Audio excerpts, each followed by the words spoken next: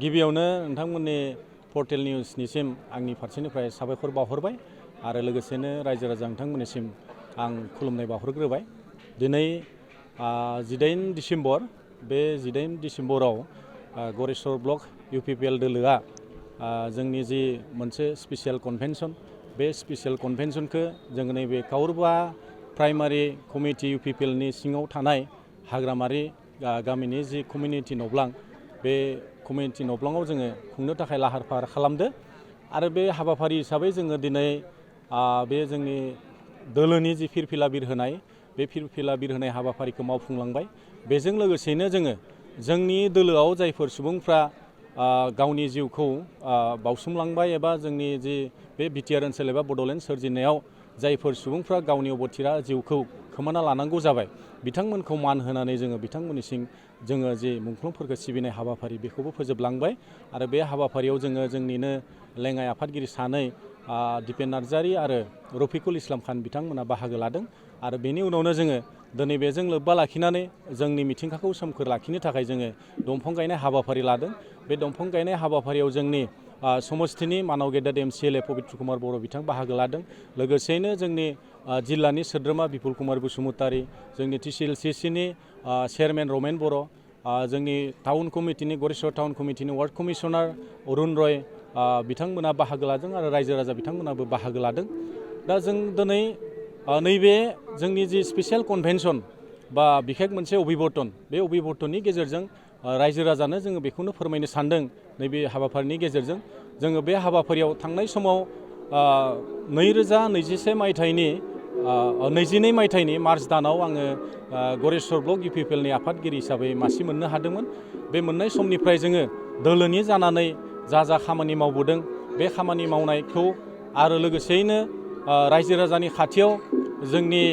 सरकारनि फारसेनिफ्राय जिखिनि हाबाफारिफोर रनसायदों बे हाबाफारिफोरखौ जोङो माबायदि मावफुंनो हादों हायाखै आरो इयुननि समाव माबायदिहाय जोङो बे जोंनि BTR ओनसोलनि लोगोसेयैनो जोंनि गरेस्वर समस्तिखौ माबायदि जौगानायनि फारसे जोङो आवगायनानै लांनो हागोन बे माखासे खोथाफोरखौ जोङो बेहाय सावरायनाय जागोन आरो लोगोसेयैनो जोंनि जि गरेस्वर समस्तिनि बा गरेस्वर ब्लकनि जि UPPL दोलोनि गासै दैदेनगिरि आरो जि सोद्रोमा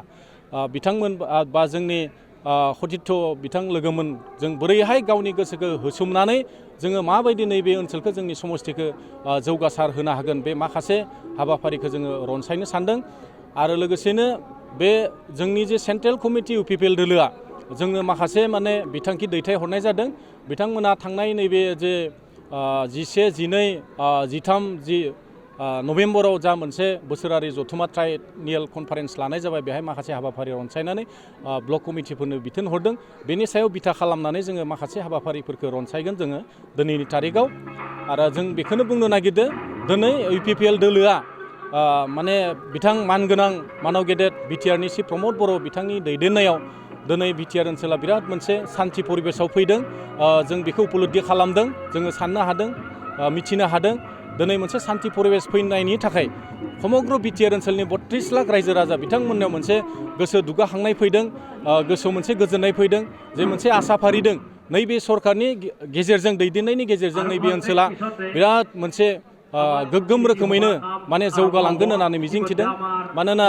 जोंनि BTR सरकारा दायो माखासे मोजां बिथांखिफोरखौ आजावदों नैबे ओनसोलनि रायजो राजाखौ गुबुन बिथिङाव फारफ्रोमबो बिथिंनिफ्राय बोरैहाय जौगासार खालामनो हायो, गुबुन हारि हारिसा धर्मालम्बी मानसिफोरखौबो एखे लोगोनो माबायदि जौगासार खालामहोनो हायो बे खोथाखौ सानगासिनो दङ आरो बिथांखिबो आजावदों आरो बे जौगानायनि गेजेरजोंनो बे BTR ओनसोलाव गुबुन हारि हारिसा आरो धर्मालम्बीनि गेजेराव खौसेथि लाखिनायनि खोथाखौबो सिन्था खालामदों आरो जों बेखौ फोथायो, जों बयबो फोथायो मोनसे ओनसोलाव जेब्लानोखि माने सान्थि फैगोन अब्लानो बेहाय जौगानाया फैयो आरो बेनो जोंनि दोलोनि थांखि। बे थांखिखौ लानानै दिनै जोंनि BTR नि चिफ मानाव गेदेर प्रमद बर'नि दैदेननायाव बे हाबाफारिफोरा सोलिगासिनो दङ आरो दिनै नोंथांमोना बयबो मिथिगोन, निउस चेनेलफोरावबो मोनगासिनो दङ। बिसेसकरि जोंनि BTR सरकारा माने सोलोंथाइनि बिथिङाव जोबोद गोसो होनायखौ जोङो नुनो मोन्दों। दिनै माने सुपार 50 नि गेजेरजों UPSC कचिं होनो दैथायहरनाय जादों दिल्लीयाव। बे UPSC कचिं होनायनि गेजेरजों नैबे BTR ओनसोलनि जोंनि जि फरायसाफ्रा UPSC नि आनजादाव जिरायनानै जाहाथे साफा IAS अफिसार जानानै फैनो हायो बे खोथाखौ सिन्था खालामनानैनो जोंनि माने सरकारा बे हाबाफारिखौ लानाय जादों आरो बेखौनो मिजिंथिनानै जोंबो दिनै गरेस्वर ब्लक UPPL दोलो हिसाबै सोलोंथाइनि बिथिङाव जौगासार होनो थाखायबो UPPL दोलोआ माखासे हाबाफारि रनसायगासिनो दङ लागासिनो दङ दिनै जोंनि जा इउथ उइंस दङ गरेस्वर ब्लक UPPL दोलोनि बिथांमोनाबो जोंनि नैबे ओनसोलनि फरायसाफोरखौ जाहाथे सोलोंथाइ बिथिङाव आवगायनो हायो बेनि थाखाय हाबाफारि रनसायदों जे थांनाय समाव जायफोर माने मेट्रिक आनजादाव एबा हाई सेकेन्डारि आनजादाव गोग्लैसोना थानांगौ एबा फेल जानांगौ जाबाय बिथांमोनखौ थुलुंगा होनो थाखाय उसुखा होनो थाखाय माने सेमिनार लानायनि हाबाफारिखौबो रनसायदों बावैसोनो बे हाबाफारिखौ लानाय जागोन आरो जोंनि आइजोफोरखौ जौगासार होनो थाखायबो जोंनि वमेन उइंसआबो माखासे हाबाफारि रनसायदों आरो दिनैनि जोंनि जे स्पेसियेल कनभेनसनाव बे स्पेसियेल कनभेनसननि सावरायनायनि गेजेरजों बेफोर हाबाफारिखौ लानानै जोङो फारफ्रोमबो बिथिङाव नैबे गरेस्वर ओनसोलनि रायजो राजानि जौगानाय हाबाफारिफोरखौ खामानि मावनो थाखाय जों थांखि लानाय जागोन दिनैनि आंनि बुंनांगौ बाथ्राखिना बेखिनियानो गरेस्वर ब्लक UPPLआ मोनसे स्पेसियेल कनभेनसन जर'खा जथुमा नैबे कौरबा VCDCनि सिङाव थानाय नैबे LP स्कुलाव मोनसे जथुमा लादों बिनि गेजेरजों फैबाय थानाय समाव दोलोआ जौगानायनि बिथिङाव खामानि मावनो थाखाय दिनै बे डेलिगेटनि गेजेरजों गोबां बाथ्रा सावरायनाय जागोन मानोना दिनै प्रमद बर' दैदेननाय जि UPPL सरकार बे सरकारा खम समनि गेजेरावनो जोंनि गेजेराव मोनसे मोजां थासारिनि गेजेरजों जौगानायनि दिगाव जेफोर खामानि मावदों दा बियो रायजो राजाफ्रा जोबोद गोजोननाय मोनदों मानोना BTR सुक्तिनि गेजेरजों दिनै सान्थि मोनसे परिबेस जोंनि BTR ओनसोलाव फैनो हाबाय आरो बेनि गेजेरजों सान्थि परिबेसनि गेजेरजों दिनै UPPL सरकारा गोबां जौगानाय दिगाव खामानि मावनो हादों मानोना सान्थि परिबेस थायोब्लासो ओनसोलाव जों जौगानायनि दिगाव खामानि मावनो हायो आरो बेखौ नोजोर होनानैनो दिनै खम समनि गेजेरावनो जोंनि मानगोनां BTRनि CM प्रमद बर' सारनि दैदेननायाव जि मोनसे सरकार सोलिबाय थादों बेयाव BTR ओनसोलाव गोबां जौगानायनि दिगाव दिनै आवगायलांबाय थादों जोङो दिनै नुनो मोन्दों सुपार 50नि गेजेरजों माखासे फरायसाफोरखौ दिल्लीयाव जि UPSCनि जे कचिं बेनि गेजेरजों हयथ' जोंनि ओनसोलाव बिथांमोना जेब्ला UPSC खालामनानै फैनानै जोंनि गेजेराव जि सुबुं सम्पद जि सोरजिनायनि जि लामा बेखौ दिनै UPPL सरकारा लादों आरो बेनि गेजेरजों जोंनि ओनसोलाव गोबां अफिसारफोर जोङो हयथ' मोननो हागोन आरो बेनि गेजेरजों जोंनि ओनसोलखौ जोंनि BTR ओनसोलखौ मोजां मोनसे सुसासननि गेजेरजों जोङो ओनसोलखौ दैदेननो हागोन जों बेखौ मिजिंथिनो हादों आरो बेनि गेजेरजों जोंनि इयुथफोरखौ लानानै केरियार काउन्सिलिंनि गेजेरजों जायफोरा फरायसाफोरा दिनै फेल जानानै थानाय गथ'फोरखौबो फरायसाफोरखौबो जोङो केरियार काउन्सिलिंनि गेजेरजों जोङो बिथांमोनखौ इनकारेज होनानै जिउखौ बोरै दानो बिनि सायावबो जोङो प्रग्राम लादों बेखौबो माने दिनै गोबां जिल्लायाव मोनफ्रोमबो जिल्लायाव माने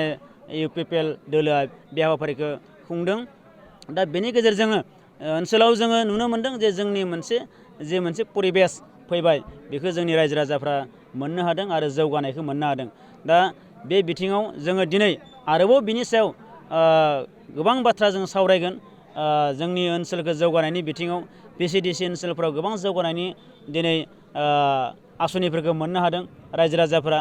दा बेखौ लानानैनो आरोबाव जोङो बोरै साबसिनै जोङो रायजो राजाफोरनो जोंनि आसनिफोरखौ जोंनि जि सुबिदाफोर रायजोनि मोननो गोनां जि सुबिदाफोरखौ जोङो माबोरै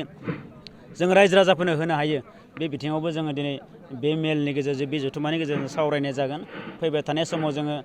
रायजो राजानि गेजेराव मोनसे मोजां कुसासन जाहाथे होनो हायो सुबेबस्था जाहाथे जों होनो हायो रायजो राजाफोरखौ मोजाङै थांना थानायाव मोजाङै जिउ संसार खुंनायाव जाहाथे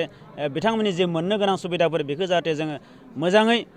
सासन खालामनायनि गेजेरजों जोङो बिथांमोननो होनो हायो बेफोर बाथ्राफोरखौ जोङो दिनै सानदों आरो UPPL दोलोआ प्रमद बर'नि जि सारनि जे दैदेननाय जि UPPL सरकार बियो दिनै गोबां रायजो राजाफोरनि थाखाय